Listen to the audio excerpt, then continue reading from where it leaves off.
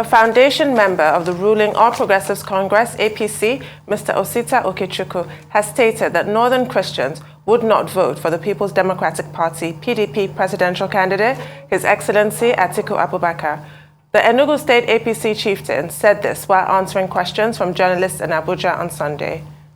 Reacting to the Northern Christians' outrage over APC's Muslim-Muslim ticket, the Director General of Voice of Nigeria, Von, said he shares their anguish on identity politics and fears, but knows that in the fullness of time, contrary to speculations of spin doctors, they would not vote for the former vice president. He further stated that whatever marginalization Northern Christians suffer today, they would suffer no more if the APC standard bearer, Asiwaju Bola Ahmed Tinubu, becomes president in 2023. To elaborate more on this statement, we're now being joined by Osita Okechukwu, Director General, Voice of Nigeria. Good morning, sir. Welcome to the morning show. Good morning. Good morning, the son of MK Abiola and veteran Dr. Ruby. Good morning. Thank you for joining us on the morning show, Mr. Okechukwu. Quickly, you were saying that the Muslim ticket of your party, the APC, is the best choice that the party can make in the circumstance. And you said that your presidential candidate and his running mate, that they are moderate Muslims, not ultra-Muslims. How do you distinguish between a moderate Muslim and an ultra-Muslim? Thank you very much. Let me start by saying that my position is that we should not over-dramatize or make the Muslim ticket the issue about the 2023 presidential election. That the better all of us will put it aside and look into the issues confronting the nation, the better. And I go ahead as well to debunk the position of spin doctors that the PDP will be the beneficiaries of that breach of same faith. I said no. One, that the Northern Christians and Christians in general in Nigeria, they know who His Excellency Atiku Abubakar is. One, they know he had also breached the rotation convention, whereby those from the south and those from the north expect that power should shift. When a northerner finishes 8 years, that it should go to the south, and when a southerner finishes, it should go to the north. And that this was demonstrated by the People's Democratic Party in 2018 presidential primaries in Port Harcourt, where Governor Wike and others who are from the south in PDP abstained from contesting as aspirants and left the arena open for the northerners, where His Excellency Atiku Abubakar won. And now the same His Excellency Atiku Abubakar is now saying that the rotation convention, a bond that unites the north and the south of the country, that displays equity, natural justice, fairness, that it doesn't concern the PDP because he lost the presidential election in 2019, which means today if he loses again, it then means that PDP will continue his own way. And I said that the Northern Christians know better than this. And also I was one of those in 1993 where one of the closest to His Excellency Atiku Abubakar, Chris Mama, invited us then, who were in the defunct SDP, to Kaduna. We lodged in Doba Hotel. Our business was to produce a speech for His Excellency Atiku Abubakar to accept his nomination as vice presidential candidate to MK Abiola. A few days later, we held a meeting with late General Yaradua, and he told us he was going to Lagos. That has a rumor that the governors of the SDP were trying to get Abiola to nominate his Ambassador Kingibe. And he flew to Lagos, and on the appointed date, he flew with MK Abiola. And in the Kaduna Stadium, he ended up not picking His Excellency Atiku. That evening was like a mourning period in Atiku's camp. In fact, some of us who left the hotel that evening because the hotel owners, proprietors came and told us that nobody paid for the night for us, that we should leave. So for him now to say that the zoning convention is non-sequential and not important, I think it wasn't very, very fair. And I know that the Northern Christians know about that. And I'm also saying that His Excellency Asiwaju Bola Ahmed Tinubu and distinguished Senator Shetttima Kashim, that they are moderate Christians and Muslims. I know how Kashim formed the JTF in Maiduguri when he became a governor in Borno State and started fighting the Boko Haram. It wasn't the choice of his predecessor, Senator Sheriff. It was by accident as commissioner when the nominee of Sheriff was killed by Boko Haram. He was nominated.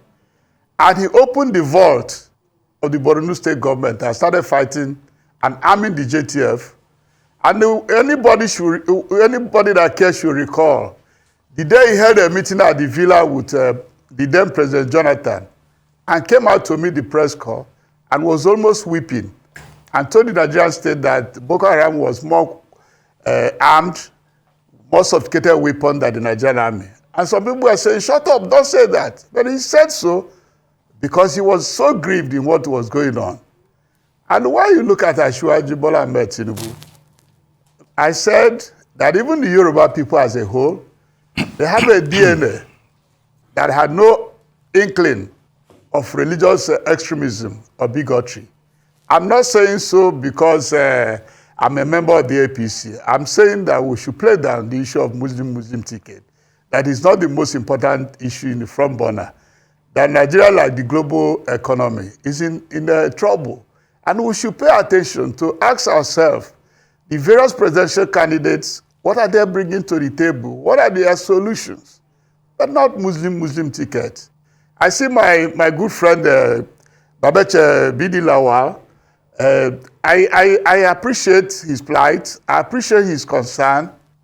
But I also remember vividly that the day he was giving his Thanksgiving service at Ekwa Church in Wuse, when he was appointed the Secretary to Government of the Federation by President Muhammadu Buhari, he openly said at the church that without Asiwaju Bola Ahmed Tinubu and Pa Akode, that he couldn't have been the Secretary to Government. And my question is, does it mean that Asiwaju and Pa Akode had no other Muslim they could have nominated or lobbied for to become Secretary to Government? I said, let's not reverse history. Or do we say that the appointments that Asiwaju made as governor in Lagos State, that it was skewed against Christians or other tribes? I said no, that he had no regard with creed, tribe, or tongue. So that is my submission, that we should play it down. Nobody should go to market with it because it is not in the interest of the country. We should look for the common ground because the common ground is the bond that holds all of us together. If we go the extreme on religious side, it might lead to unnecessary crisis that might be difficult to contain. I've lived in the country. I've also a student of history. I know the flame that can set a nation ablaze. And as an elder, I would like all of us, especially my colleagues in the media, let's not dance to that arena because you never paid. Right, thank you, sir. With regards to constantly harkening back to 1993, those were completely different circumstances and completely different individuals. But your point about moderate Muslims stance is what I want to address. The chairman of PDP's Board of Trustees, Senator Wale Jibrin, has said the ethnic row in PDP, where some people would have preferred a PDP presidential candidate from the south over one from the north, he has described APC's Muslim ticket as worse than that. Would you say that that's correct? Because you can be a moderate Muslim, but you can't be a moderate northerner or a moderate southerner. I'd like your take on that first. And secondly, why did your presidential candidate not just simply choose a Christian running mate to spare you this effort that you're making, and so many others would have been a lot less complicated? Why did he insist on having a Muslim as his running mate? A breach is a breach. None of them is, I cannot mark any of them good. But as you said in comparative analysis, for the corporate existence of the country, it is more painful if we retain power in any part of the country. It's more dangerous to the corporate existence of the country. And that is why I salute the northern governors of the All Progressive Congress. In their own enlightened self-interest and patriotic thoughts, they said, they first issued a statement without mentioning any candidate, signed by about 12 of them, that they will support a candidate to come from the South. It doesn't mean that they are not qualified. All of them are eminently qualified to vie. They had the resources, and they could have engaged. But they said no. And they even met Mr. President and told Mr. President that they are of the view that the presidential candidate of the APC should come from the South for equity, fairness, natural justice, and good conscience. If the PDP governors had not been opportunistic, had placed the national interest above coming back to power, we wouldn't have been in this mess or in this imbroglio. So we should, for God's sake, first and foremost, commend the northern governors for rising up to the occasion, knowing fully well how intricate and how delicate, if they deny the southerners the opportunity of producing the president after President Muhammadu Buhari had left office. It's more dangerous. It's more penetrating, but not as loud or sentimental or emotional, but more dangerous to the corporate existence of the country, which I consider that His Excellency Atiku Abubakar knows the danger he was placing the country and deliberately went that way. He was celebrated and enjoyed when Governor Wike hosted, almost picked the bill for the 2018 PDP presidential primaries. And he emerged. If Wike had wanted, he could have contested then. If Okowa had wanted, he could have entered the race. If Uguay had wanted, they could have joined him. But they said no, that there must be Nigeria first before anybody becomes president.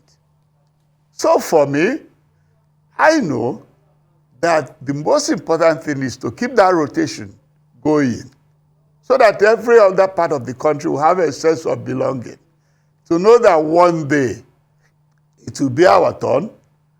Because the irony of the whole agitation is that it had been shown severally that it's not because you're a Muslim and become a president and Muslims will benefit more, or that because you're a Christian, the Christians will benefit more, or that because you are from Niger Delta, you become a president, the Niger Delta region will benefit more, or you are from Northwest or Northeast, and you become a president that will benefit more. There's no evidence or data, no data that shows that. So what we're all doing is natural as human beings, that we're saying, this is my own, and yes, it's my brother. But I've lived a life of over 6 decades. If I tell anybody that I benefited more from people who are not from my tribe, the first loan I got after graduation was given to me by Late Adesho, the then MD of First Bank. The whole record said, no, don't give him, what is he going to Abuja to do with 50,000 naira? In the meeting of the board of management of First Bank, the MD said, if the young man wants to go and try that, Abuja is coming up as a new area. Let him go and try his luck. And he approved the 50,000 loan. I will not forget that. Do I forgot General Hanania, Tony Hanania, I served in his office as a copper. So when people start relating, they will know that they benefited more from people from other parts of the country, but than from their own tribes or religion. So that's why I'm saying we should play down that, because that is the flame that has set areas like Somalia in flames. Let's not go that way. They talk of vice presidential candidate. I said, okay, we have lived when Umaru Diko, under Shehu Shagari's presidency, was more powerful than even Shagari himself. He had more visitors, both midnight. We've lived under Jonathan, where my wife, Mrs. Diziane Madeke, was more powerful, more than even Jonathan himself, talk less of the vice president. We've lived the past few years under Buhari, when the late Abakari was the de facto, more than the vice president. So I said, my northern Christians and Christians in general, let's put this in the back burner and look into those or the candidate that has a better idea how to overcome two diseases we have. One is the Dutch old disease that makes it disincentive for people that have discovered oil to work or to expand any other part of the economy. The other one was the SARS pandemic that started in 1986 when Bode Onimade, Bala Usman, later Claude Ake, Okudi Bandoli, Professor Nzibiro, and others met in Ibadan, issued a statement that Nigeria should not adopt the structural adjustment program policy. That is a nebulous economic policy that will not lead Nigeria to anywhere. That it will make more Nigerians poor, it will lead to insecurity, it will lead to gross unemployment along the line, because the people will lose the grip they have with the bond of the social contract they have with the state. That's where we are. We need solution. Not about who is coming from here, who is which religion. Some people told me in Enugu, before President Buhari won the election, he will convert you to Islam. And I said, as a Catholic, sometimes I don't even go to church. So how will he now convert me? And even tell me to stop drinking beer. How? We should think backwards and look into the two diseases that is trying to cripple the Nigerian state. The Dutch disease and the SARS pandemic. That's what we should look for a solution to. Thank you. Okay, well, quickly. There's something I still don't get here.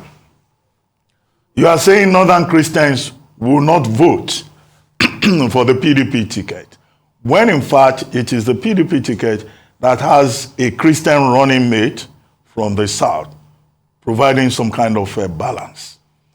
But you are making a case for a Muslim ticket, even when we are all aware that the Christian Association of Nigeria and the Pentecostal Fellowship of Nigeria, umbrella bodies for Christians in the country, have both declared that a Muslim ticket is not acceptable, and they've told their congregation not to follow that ticket. What gives you the confidence that Northern Christians would go in the direction of a Muslim ticket? Or your confidence is based on those bishops that showed up at the unveiling of the APC running mate? I'm basing my analysis on my experience in partisan politics for the past 44 years and my study of social sciences. That 24 hours is a long time in politics. Talk less of 6-7 months before the election. The best will come to roost. We will be inclined to look into the main gravitas of what each presidential candidate and their team is presenting. It will be played down. It's natural. Yes, As a Christian, I would have preferred if Asiwaju had chosen a Christian. But my preference might not be the reality on the ground. The presidential candidate must have considered all the variables. And I said, I've gone through the data of elections from 1922, the three first legislative council election that was conducted in Nigeria to date, and there's no record that all Christians voted the same way or all Muslims voted for Muslims. There's no such record. And this might not be an exception. That's what I'm saying. I'm based on the practical realities of indicators that it had been an election. I'm not working on the premise of speculation or the spin doctors that they will vote for Atiku. If he said they will vote for Atiku, what of Kwankwaso? What of Obi? What of Dumibe? Don't leave that space crowded as well. Like us in APC, we're even happy today that Atiku might not get vote in the South, South, and Southeast, as PDP used to. We're happy about that, just as we are worried about Kwankwaso, that he might deprive APC of some of the votes we could have run away with. So there are a lot of variables, and some are independent variables, and some also unknown variables that will play out. So that's why I'm saying that even Bidi Lawan, my friend, along the line, he might also vote for Asiwaju. He's closer to Asiwaju than some of us. So these are issues that you could not place or cast in stones. That's the basis of my analysis. That they won't. Right. They know him. They know as well the position of His Excellency Atiku, how ambivalent he was on the Deborah matter in Sokoto. He had a different post, cleaned it out the next day. So we know each other. My father would say, before you say you are coming first in your class in elementary school, look sideways so that none of your classmates is around there. Because immediately you pronounce to your kids that you are always making first, the man will say, no, that's not the case. I'm your classmate. So we know each other. Funny you should mention classmates. We haven't really seen any of Asiwaju's emerge. But my question is that President Buhari has said Nigerians should vote for Tinubu for continuity of my regime, and that APC needs to consolidate on APC's achievements in the last 7 years. What do you make of that continuity, given the fact that some people, not all, are dissatisfied with the performance of the Buhari administration? And what areas of departure might we see if there is a Tinubu administration? Thank you very much. This is a very germane question. For God's sake, in coming to power, we sat back and looked into the two major constraints to the development of the country: the Dutch disease and the SARS pandemic. And President Buhari, post-1970, invested more in agriculture than any other regime post-1970. Yes, investment in agriculture might not produce the way you think in a quickie, but it has a foundation. I don't see anybody that will come to power in 2023 without paying attention to diversification of the economy and an area or a sector of the economy that employs over 70% of Nigerians, and that is agriculture. And before then, the Green Imperative program of President Muhammadu Buhari will come to bear. He had already finalized an agreement to bring in all manner of farm implements that will get to all nook and crannies of the country. And luckily for Nigeria, there's no square kilometer in Nigeria that is not fertile for one product or the other. And the war in Ukraine has now shown us that we are the people holding ourselves back. The war had triggered off an economic crisis and saw bread prices all over the world. And here we have arable land, which those machineries President Muhammadu Buhari is bringing into town will help the peasant farmers to transform from peasant farmers to commercial farmers and commercial farmers to large-scale farmers. It's going to happen. It doesn't happen in one day. Okay. Those are some of the policies that must continue. Okay, well, we have just about a minute to go. But I wanted to ask you, you used to promote the idea of a president of Southeast extraction. But now you have abandoned that. You are now more interested in Tinubu Shetttima ticket. What happened to that, your old belief, position? And when we started the campaign, I was one of those that issued a statement calling an Asiwaju as a kingmaker to support somebody from the Southeast for equity or Ndibo.